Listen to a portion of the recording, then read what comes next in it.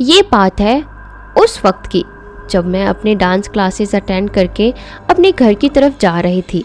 अभी मैं रास्ते में ही थी, लेकिन तभी वहाँ पर मुझे एक हवेली दिख गई। इसे देखकर मैं खुद को रोक नहीं पाई और मैं उस हवेली के अंदर चली गई। उस हवेली का दरवाज़ा पहले से ही खुला हुआ था। अभी मैं अंदर घूम ही रही थी, लेकिन तभी अचानक मेरे सामने एक अजीब सी औरत आ गई।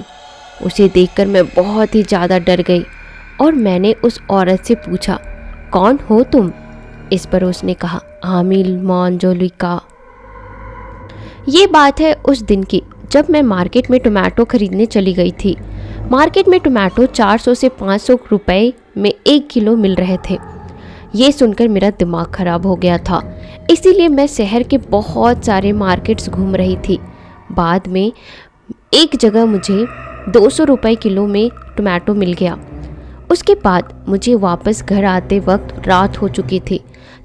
अभी थोड़ी देर हो चुकी थी, लेकिन तभी अचानक रास्ते में मेरे सामने से एक डरावनी चीज़ क्रॉस हो गई। वो देखकर मैं बहुत डर गई और बहुत तेज़ी से अपने घर की तरफ चली गई।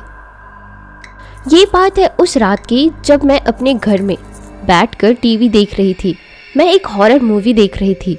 अभी थोड़ी ही देर हो चुकी थी, लेकिन तभी अचानक मेरे बेडरूम से शीशा टूटने की आवाज़ आ गई। ये सुनकर मैं बेडरूम में चली गई। वहाँ जाकर देखा तो सब कुछ ठीक था। अभी मैं कुछ सोचने ही वाली थी, लेकिन तभी मेरे किचन से ग्लास टूटने की आवाज़ आ गई। उसके बाद मैं किचन में चली गई, लेकिन वहाँ पर भी सब ठीक था।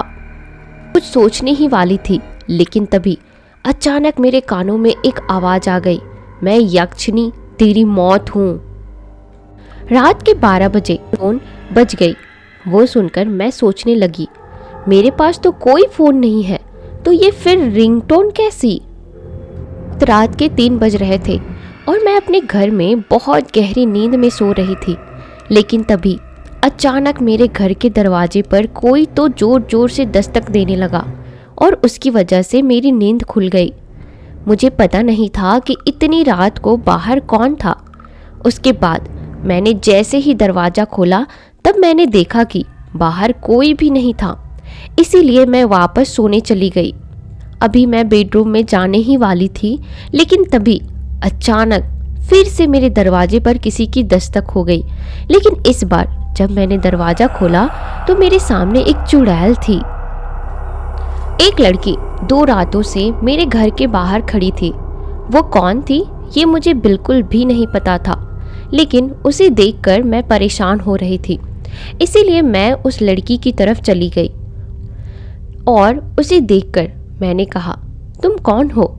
इस पर उसने कुछ भी नहीं कहा। इस पर मैंने कहा, बोलो, मैं कुछ पूछ रही हूँ। इस पर भी वो कुछ नहीं बोली। वो सिर्फ मेरी तरफ देखकर मुस्कुरा रही थी। मैंने फिर से कहा, देखो प्लीज़ कुछ बोलो, तुम मुझे गुस्सा दिला रही हो। फिर भी उसने कुछ नहीं कहा, इसीलिए मैं परेशान होकर घर के अंदर चली गई। उसके बाद मुझे माँ ने पूछा, तुम किससे बात कर रही थी? इस पर मैंने कहा, उस लड़की के बारे में बताया। फिर माँ ने कहा, लेकिन बाहर तो कोई नहीं है। एक रात मैं अपने ऑफिस से अपने घर की तरफ जा रही थी, लेकिन तभी अचानक मुझे मेरी गाड़ी की बैक सीट से आवाज़ आ गई, देखो लड़की, तुम चुपचाप गाड़ी चलाते रहो और मेरी तरफ तो बिल्कुल भी मत देखना।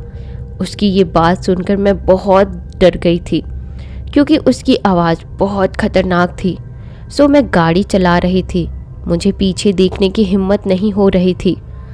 थोड़ी देर बाद फिर से आवाज़ आ गई, गाड़ी से अब मैं जा रहा हूँ, अब तुम सेफ हो। उसके बाद मैं सही सलामत घर पहुँच गई, लेकिन मैं सोच रही थी कि पता नहीं वो कौन था।